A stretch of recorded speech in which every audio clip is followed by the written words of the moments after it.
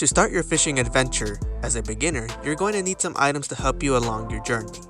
Items that you'll need: a fishing rod, most likely a spinning rod as the most basic kind that's already rigged with a line on it. Some live baits like worms if you intend to catch more of a variety of fishes. A plastic bait if you don't want to put live bait on the hook. Just be careful since some plastic baits already have hooks in them.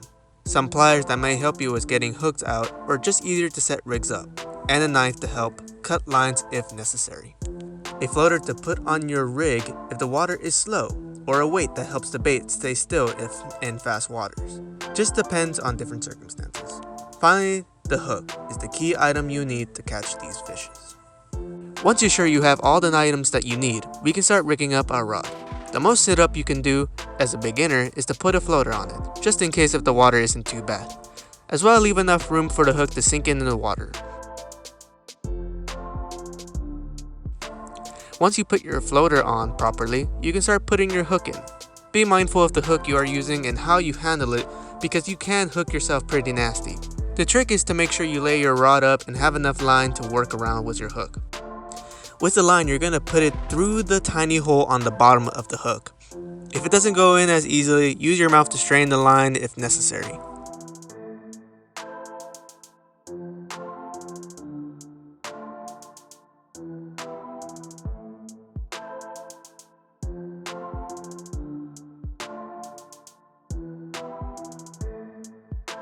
Once you have it in, the most basic way to tighten the line is to give yourself 2 sets of line on the hole.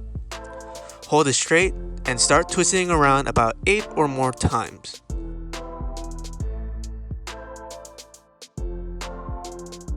Once you have a good single twisted line, bring the end of the line and bring it down to the hole next to it.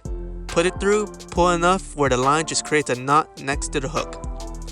Finally, if you're using live bait, put it on your hook and get ready to cast.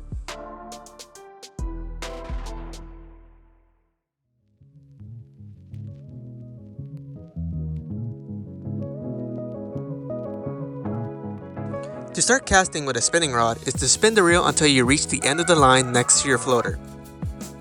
As well, to make sure the line is next to your hand so you can grab hold of it on the rod. Once you got the line on the rod, pull the lever so the line is completely free to let loose. When you're ready, get in position to throw it in.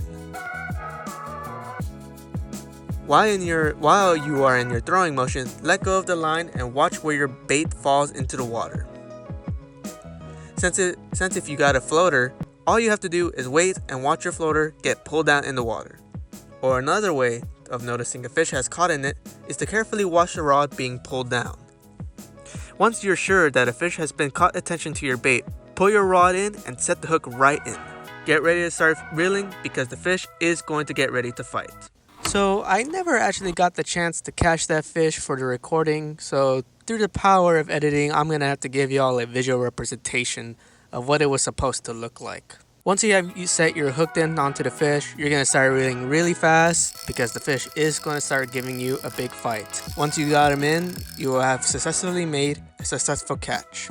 Now it is time to release the fish, considering you are fishing for sports, and I wouldn't really recommend eating the fish here, considering that Houston waters is pretty dirty and not safe to eat.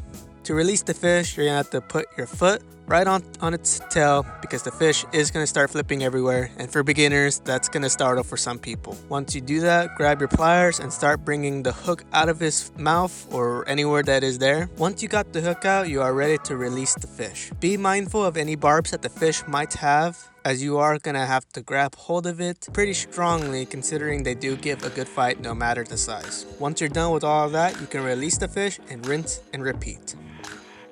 Sorry for the anticlimactic conclusion of this video. I really wish I could have caught this fish. The only step I didn't really mention is the step of failure, which is really an important step considering that is something you should probably expect in every fishing journey. To estimate, this basically took me 5 fishing days, and each fishing day took me 3 hours to actually catch something. It just wasn't my luck, and hopefully when you start your fishing journey, you'll be able to get lucky. Anyways, thanks for watching, and I hope you learned something from this.